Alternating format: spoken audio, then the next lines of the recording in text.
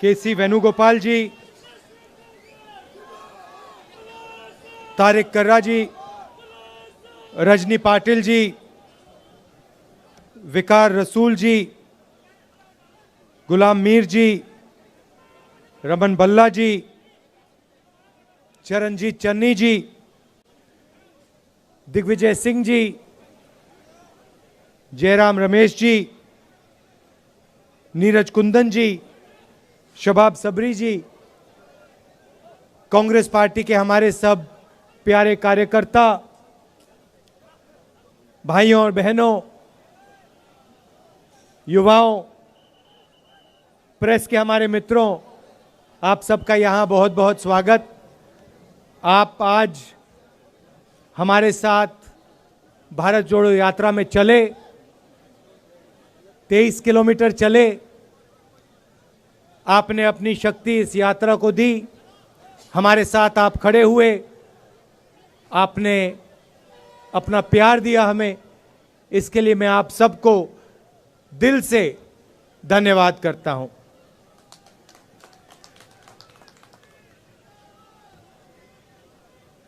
ये यात्रा 4 महीने पहले हमने कन्याकुमारी में शुरू की थी।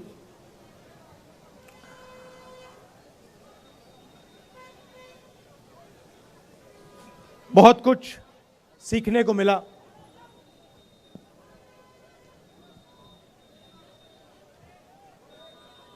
हम काफी यात्री हैं,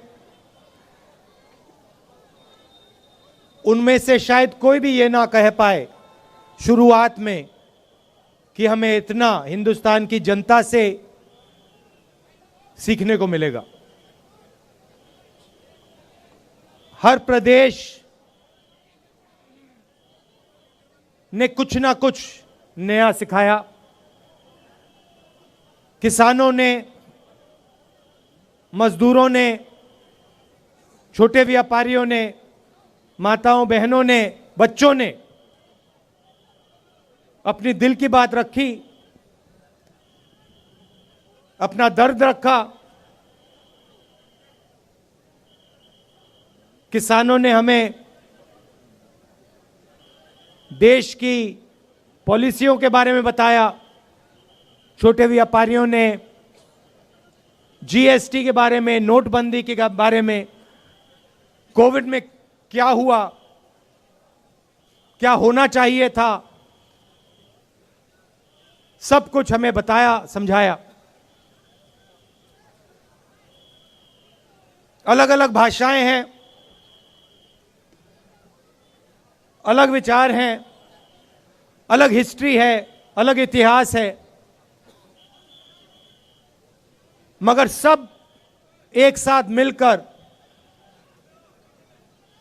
मोहब्बत के साथ इस देश में रहते हैं। जैसे मैंने कहा, नफरत के बाजार में हम मोहब्बत की दुकान खोलने निकले थे और देखने को मिला कि लाखों करोड़ों लोगों ने इस देश में मोहब्बत की दुकानें खोली हैं। हर प्रदेश में, सड़कों पे, बारिश में, गर्मी में, सर्दी में हमें यह देखने को मिला। देश के सामने कठिनाई जरूर है।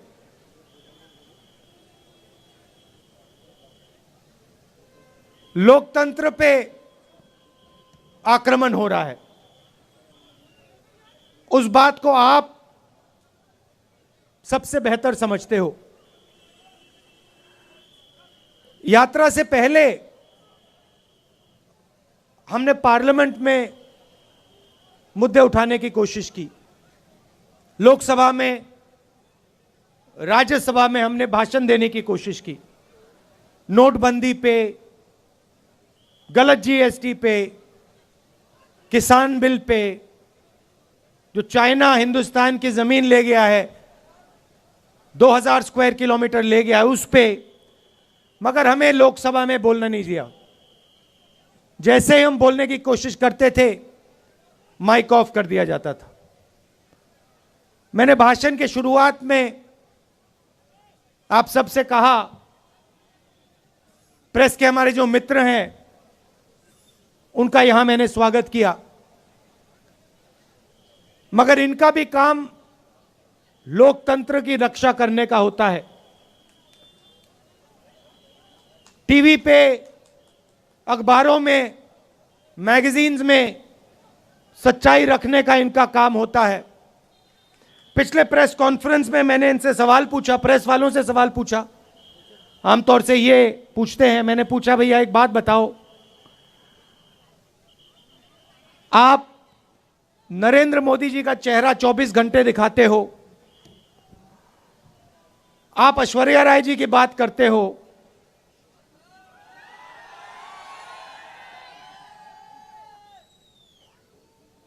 अक्षय कुमार की बात रखते हो,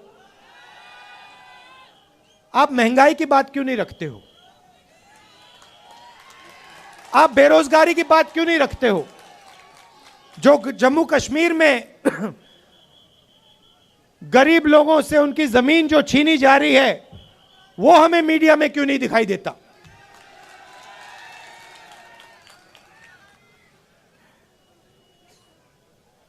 जो कश्मीरी पंडितों के साथ यहां सरकार अन्याय कर रही है।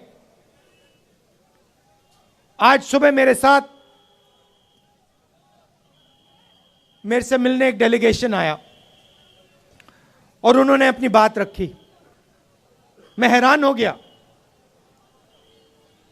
उन्होंने कहा, और मैं मीडिया के सामने ये कहना चाहता हूं, उन्होंने मुझसे कहा कि जब उनका डेलीगेशन लेफ्टिनेंट गवर्नर के पास गया तो लेफ्टिनेंट गवर्नर ने उनसे कहा कि तुम्हें भीख नहीं मांगनी चाहिए। यह देखिए, लेफ्टिनेंट गवर्नर ने कश्मीरी पंडितों के डेलीगेशन को कहा कि आपको भीख नहीं मांगनी चाहिए। लेफ्टिनेंट गवर्नर जी, ये भीख नहीं मांग रहे हैं, ये अपना हक मांग रहे हैं। और अगर आपको कुछ करना चाहिए तो आपको इनसे माफी मांगनी चाहिए।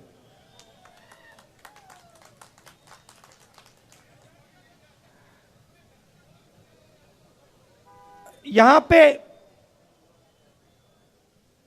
जम्मू कश्मीर में मैं आया, अभी जम्मू में चल रहा हूं, और यहां पे आपके लोग मुझसे मिल रहे हैं। माताएं, बहनें, युवा, बच्चे, किसान सब मिल रहे हैं। यहां आते हैं, सड़क पे आते हैं, मेरे साथ चलते हैं और अपनी दिल की बात रखते हैं।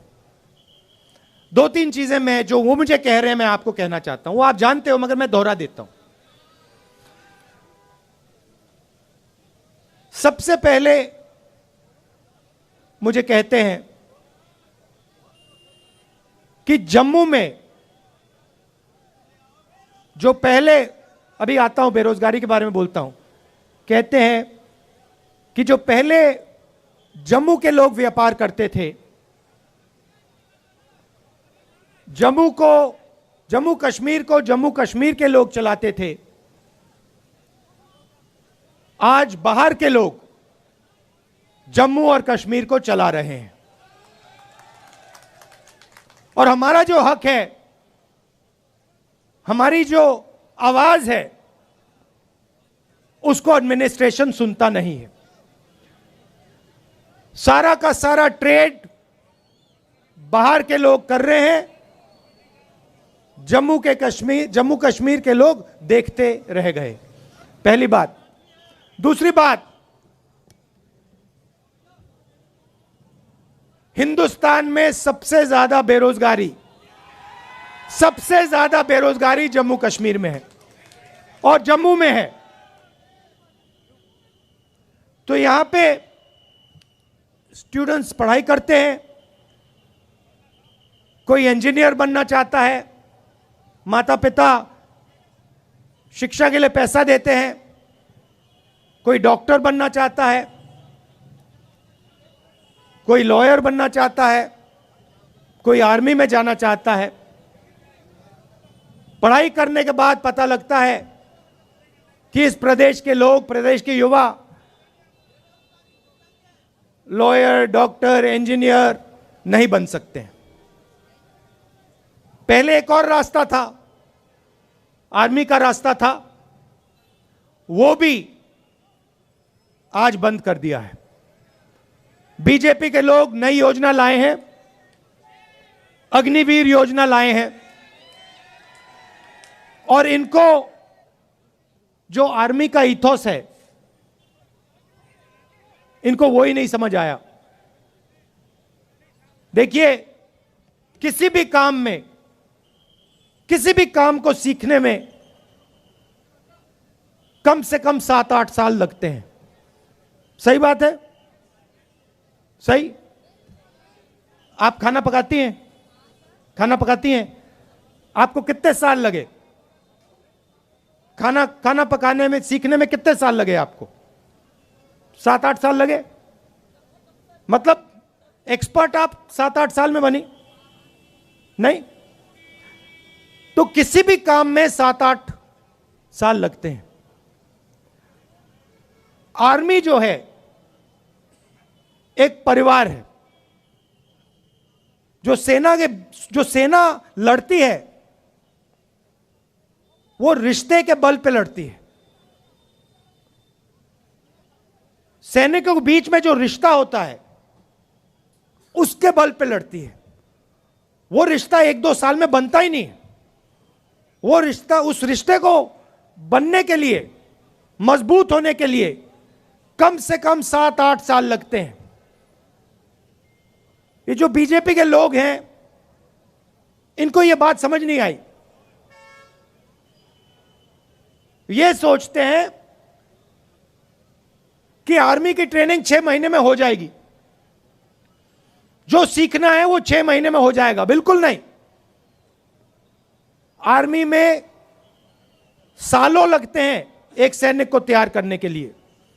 सालों लगते हैं उस सैनिक और दूसरे सैनिकों के बीच में रिश्ता बनाने के लिए। तो ये अग्निवीर योजना जो है, ये हिंदुस्तान की सेना को कमजोर करने की योजना है। और ये बेचारे जो हमारे आर्मी के लोग हैं, ये कह नहीं सकते हैं, मगर मैं जानता हूं अगर इनसे पूछा जाए तो ये सारे के सारे कहेंगे कि ये अग्निवीर योजना के खिलाफ है, अग्निवीर योजना गलत है। तो वो रास्ता जो था वो भी बंद कर दिया इन लोगों ने। पहले युवा आर्मी में जाता था, 15 साल की उसकी सर्विस होती थी, उसके बाद उसको पेंशन मिलती थी।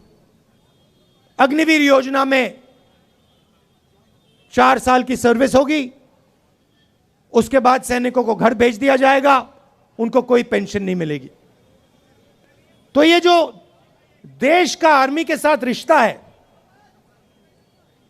इससे खिलवाड़ कर रहे हैं।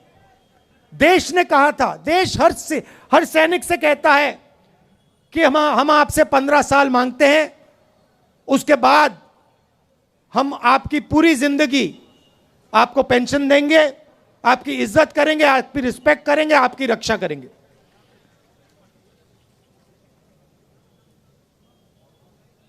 तो ये अग्निवीर योजना जो पहले युवाओं के लिए एक रास्ता था, ये भी इन्होंने बंद कर दिया। बेरोजगारी क्यों आ रही है? क्योंकि सरकार चुने हुए 2-3 उद्योगपतियों के लिए काम कर रही है। ये देखो, यहां पे आपका पूरा का पूरा व्यापार, जो भी आप करते हो, सारा का सारा उन्हीं 2-3 उद्योगपतियों के हाथ चला जाएगा। सच्चाई है। और नरेंद्र मोदी जी ने आपसे कहा आपसे कहा था कि देखिए, नोटबंदी काले धन के खिलाफ योजना है। काला धन मिट गया क्या? नहीं मिटा ना। भाई और बहनों, नोटबंदी और गलत जीएसटी योजनाएं नहीं है, ये हथियार हैं। ये छोटे व्यापारियों को, स्मॉल और मिडिल साइज बिजनेस वालों को मारने के, खत्म करने के हथियार हैं। और सच्चाई ये है कि इस देश को रोजगार सिर्फ ये लोग दे सकते हैं। ये जो 2-3 बड़े उद्योगपति हैं, ये देश को रोजगार दे ही नहीं सकते, कितनी भी कोशिश कर लें ये नहीं दे सकते हैं। तो इन्होंने क्या किया, नरेंद्र मोदी जी और बीजेपी ने क्या किया, जो हिंदुस्तान की रीढ़ की हड्डी है, जो रोजगार देने वाली रीढ़ की हड्डी है, छोटे व्यापारी, स्मॉल और मीडियम बिजनेस, इस रीढ़ की हड्डी को इन्होंने तोड़ दिया है। इसीलिए आज पूरे देश में, सिर्फ जम्मू कश्मीर में नहीं, पूरे देश में बेरोजगारी फैल रही है। आप दूसरा सवाल पूछोगे, महंगाई इतनी क्यों बढ़ रही है? वही कारण है। पूरा का पूरा धन हिंदुस्तान का 2-3 उद्योगपतियों के जेब में जा रहा है। पहले पेट्रोल का दाम क्या होता था? आज कितना है? 100 रुपए। तो जब आपके जेब में से जो 50 रुपए निकल रहे हैं, वो कहां जा रहे हैं? हवा में तो गायब नहीं हो रहे, कहीं ना कहीं तो जा रहे होंगे। क्या वो छोटे व्यापारियों की जेब में जा रहे हैं? नहीं। किसानों की जेब में जा रहे हैं क्या? नहीं। बेरोजगार युवाओं की जेब में जा रहे हैं क्या? नहीं। ये गैस सिलेंडर के दाम बढ़ रहे हैं, उसका पैसा कहां जा रहा है? वो भी 3-4 लोगों के पास। अभी यहां पे आपका सेब आते हैं, सेब बिकते हैं, फायदा किसको जाएगा देख लेना। तो पूरा का पूरा धन, देश का पूरा धन 3-4 लोगों के हाथ में जा रहा है, और बाकी हिंदुस्तान बेरोजगारी, महंगाई का सामना कर रहा है। इसलिए हमने ये यात्रा कन्याकुमारी से कश्मीर तक शुरू की, और इसमें आपने हमारी जबरदस्त मदद की है। आप ये मत सोचिए कि 3500 किलोमीटर चलना आसान है। यह आसान काम नहीं है। जब हमने शुरू किया था, हमने सोचा कि ये देखो काफी मुश्किल काम है, मगर चलने के बाद पता लगा ये तो आसान है, कोई मुश्किल नहीं है इसमें।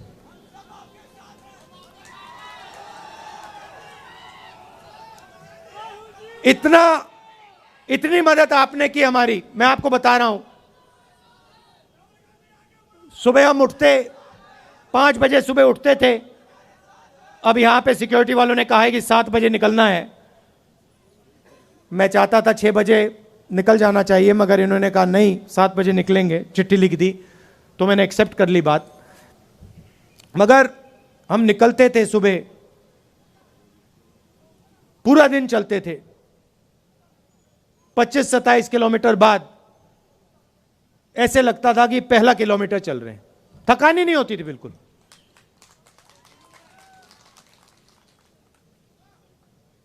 पूरा अपने पूरी मदद की, पूरी शक्ति डाली, प्यार दिया यात्रा को। किसी को चोट लगती थी आप एकदम उठा लेते थे, मदद करते थे। काफी लोगों को चोट लगी, अस्पताल जाना पड़ा, आपने एकदम मदद की। हमारे यात्री चलते हैं, रेस्टोरेंट में, ढाबे में खाना खाने जाते हैं, उनसे कहते हैं कि भैया हम आपसे पैसा नहीं लेंगे, आप भारत जोड़ रहे हो, हमें आपका पैसा नहीं चाहिए। ये देखो, ये कह रहे हैं आज नहीं लिया। पूरे देश में, तमिलनाडु से केरला, कर्नाटक, महाराष्ट्र, हर प्रदेश में जहां भी हम जा रहे हैं, हमारे यात्रियों से आप पूछिए, रेस्टोरेंट में, ढाबे में उनको पैसा नहीं देना पड़ता। ये प्रेस वाले पूछते हैं राहुल गांधी टी शर्ट में क्यों है? राहुल गांधी टी शर्ट में क्यों हैं? आप इतना प्यार दे रहे हो, इतनी मोहब्बत दे रहे हो कि मुझे ठंड नहीं लग रही।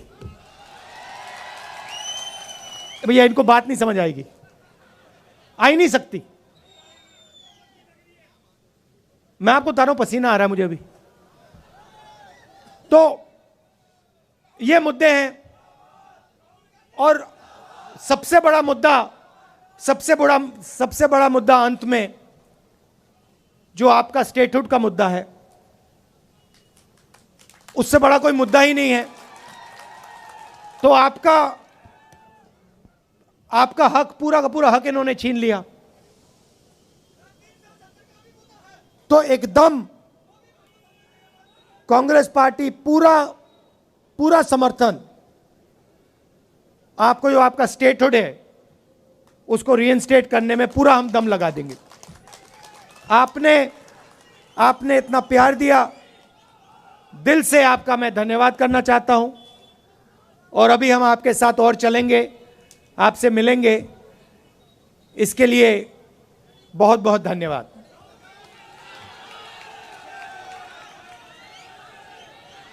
अच्छा, अंत में ताराचंद जी, पीरजादा जी, मुल्ला राम जी और जो एनसी से, नेशनल कॉन्फ्रेंस से यहां लीडर्स आए हैं, उनका भी मैं स्वागत करता हूं। धन्यवाद। जय हिंद। बहुत बहुत धन्यवाद राहुल जी।